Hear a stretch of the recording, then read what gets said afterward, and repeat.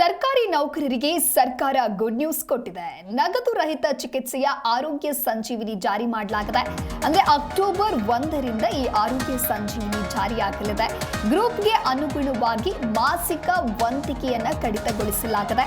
ಹೊಸ ಮಾರ್ಗಸೂಚಿಯನ್ನ ಸರ್ಕಾರ ಹೊರಡಿಸಿರುವಂತದ್ದು ಸುವರ್ಣ ಆರೋಗ್ಯ ಸುರಕ್ಷಾ ಟ್ರಸ್ಟ್ನ ಮೂಲಕ ಅನುಷ್ಠಾನವನ್ನ ಮಾಡಲಾಗುತ್ತೆ.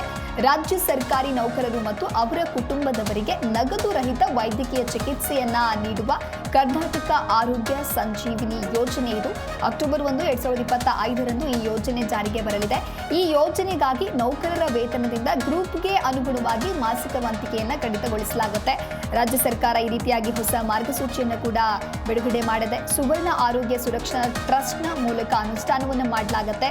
ನೌಕರರ ವರ್ಗವಾರು ವಂತಿಗ ಕಡಿತ ವಿವರ ಹಾಗಾದ್ರೆ ಹೇಗಿರುತ್ತೆ ಅಂತ ನೋಡ್ತಾ ಹೋಗೋದಾದ್ರೆ, ಗ್ರೂಪ್ ಎಗೆ 1000, ಗ್ರೂಪ್ ಬಿ 500ರಷ್ಟು, ಗ್ರೂಪ್ ಸಿಗೆ 350, ಹಾಗೆ ಗ್ರೂಪ್ ಡಿಗೆ 250. ಅಂದ್ರೆ ಈ ಯೋಜನೆ ರಾಜ್ಯ ಸರ್ಕಾರಿ ನೌಕರರಿಗೆ ಹಾಗೂ ಅವರ ಅವಲಂಬಿತ ಕುಟುಂಬ ಸದಸ್ಯರಿಗೆ ಅನ್ವಯವಾಗುತ್ತೆ.